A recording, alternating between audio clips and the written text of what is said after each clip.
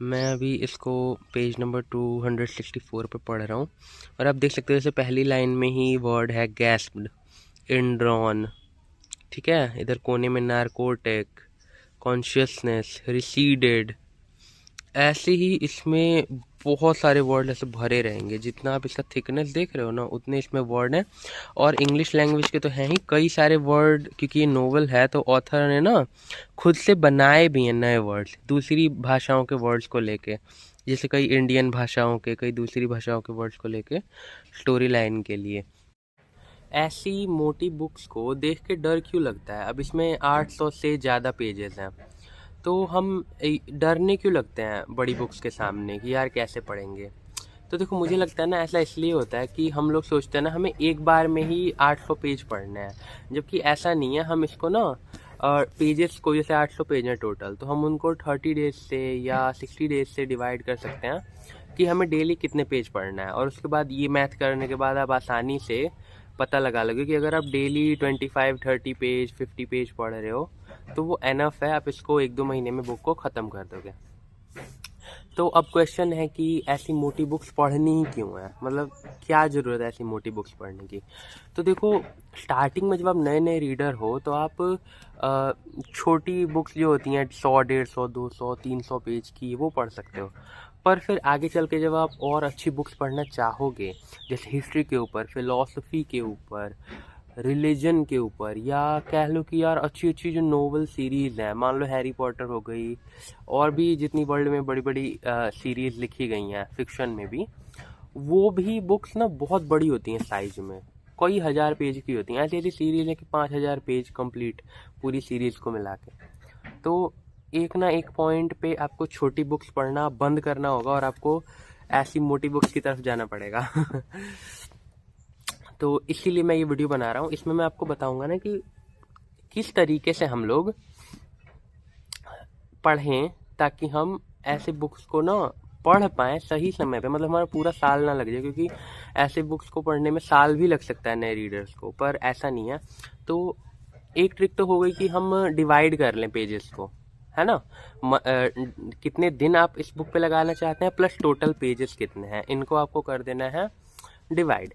तो पता चल जाएगा कि आपको कितने पेज डेली पढ़ने हैं। ये तो बात सही है। पर अब आते हैं दूसरे मेथड पे। ये बुक आप ऐसे ही नहीं पढ़ सकते हो। इस बुक के लिए आपके पास होनी चाहिए अच्छी खासी वोकैबुलरी।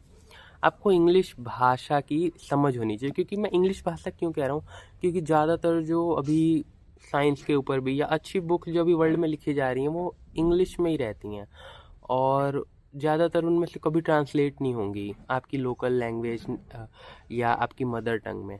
तो आपको एक ना एक टाइम पे तो इंग्लिश सीखनी ही पड़ेगी, और अच्छे से सीखनी पड़ेगी, तब जाके आप ऐसी बुक को पढ़ पाओगे। क्योंकि इसमें बहुत सारे ऐसे वर्ड यूज़ होंगे जो आप रेगुलर अपनी लाइफ में नहीं देखते हो यूज़ होते हुए। वैसे ये तो बुक थोड़ी, अभी तो ये एक मतलब पुरानी हो चुकी है। ये बुक रिलीज हो मुझे लग रहा है कई कई दशक बीत चुके हैं। पर अभी भी जो आप कोई नॉन फिक्शन बुक पढ़ोगे आजकल भी लिखी हुई, तो उसमें भी इंग्लिश के वर्ड जो यूज़ होंगे उसका आपको मतलब तो पता होना चाहिए। अब आप सोचेंगे कि यार डिक्शनरी देख सकते हैं, है ना, या गूगल पे सर्च कर सकते हैं वर्ड्स को। हाँ, कर सकते हैं, पर कब तक? अगर आप हर बार हर 2 सेंटेंस बाद डिक्शनरी खोलोगे या गूगल सर्च करोगे तो आपका फ्लो टूट जाएगा पढ़ने का। एक और रीज़न है ऐसी किताबें पढ़ने का कि आपको ना जो चीज़ इनमें, जो बड़ी किताबों में आपको जो कंटेंट मिलेगा ना, वो इंसान 150-200 पेज की बुक में नहीं लिख सकता है। कई बुक्स होती हैं, वैसे नॉन फिक्शन में एक बुक है बिहेव है, और उसके अलावा बिल ब्राइसन की जो बुक्स होती हैं वो भी ज़्यादातर बड़ी ही होती हैं मुझे लगता है। हाँ, मैंने एक पढ़ी है अभी तक। पर उनकी बुक द बॉडी और एक साइंस के ऊपर, तो वो बुक भी बहुत मोटी है, और मैंने वो साइंस वाली पढ़ रखी है मैंने। तो बड़ी बुक्स को पढ़ने में ना बहुत मज़ा आता है क्योंकि इनमें कंटेंट ज़्यादा होता है। कई बार आप सोचते होगे ना कि आपने कोई अच्छी बुक पढ़ी और वो बहुत जल्दी ख़त्म हो गई, पर बड़ी बुक्स के साथ ऐसा नहीं है। इस बुक के साथ कम से कम आप यार 20 दिन या 1 महीना तो बिता ही दोगे, अगर आप रेगुलरली पढ़ते हो। अगर आप कभी कभी पढ़ते हो तो भाई ये साल 2 साल में भी नहीं ख़त्म होंगी। अगर आप एक एक 2-2 पेज पढ़ रहे हो तो समझो अगर 800 पेज की बुक है और आप एक पेज भी पर डे पढ़ रहे हो, या मान लो एवरेज आ रहा है, तो आपको 800 दिन लगेंगे, और साल में 365 ही दिन होते हैं। मुझे लग रहा है अराउंड 3.5 साल 4 साल के करीब ऐसे बुक आप पढ़ोगे अगर ओकेजनली पढ़ रहे हो। तो ज़रूरी है इसको रेगुलरली पढ़ना।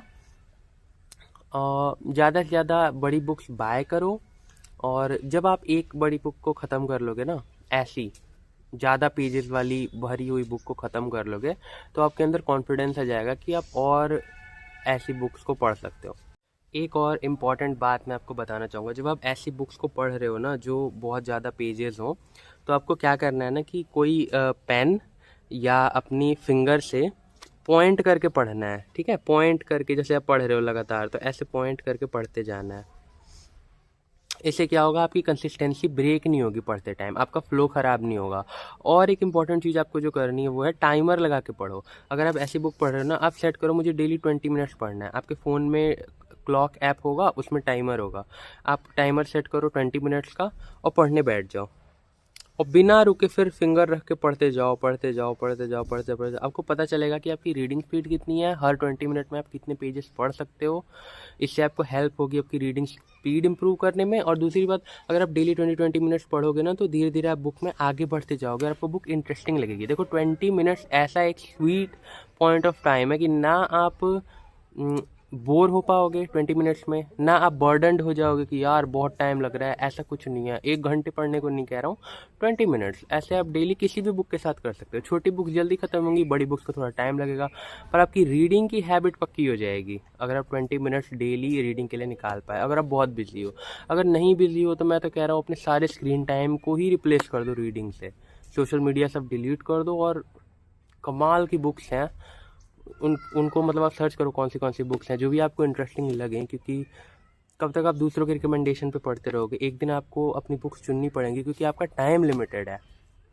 तो आप भी अपनी बुक्स चुनो। हाँ, कहीं से अच्छी रिकमेंडेशन मिले तो उसको मिस मत करना, और फिर उन बुक्स को पढ़ो। एटलीस्ट मुझे लग रहा है इस साल आप कम से कम तो 10 बुक्स तो पढ़ो ही, अगर आप बिल्कुल नहीं पढ़ते हो। अगर आप पढ़ते हो तो भाई अपना गोल सेट करो कि मुझे इतनी बुक्स पढ़नी है, और उसको फिर अचीव करो, पर डेली पढ़ो, है ना। डेली आप खाना खाना नहीं बोलते हो ना, तो रीडिंग करना मत भूलो। अगर आपके पास बिल्कुल टाइम नहीं है तो खाते खाते पढ़ो। प्लीज़ चैनल को सब्सक्राइब कर लो, ठीक है। फिर मिलते हैं अगले वीडियो में।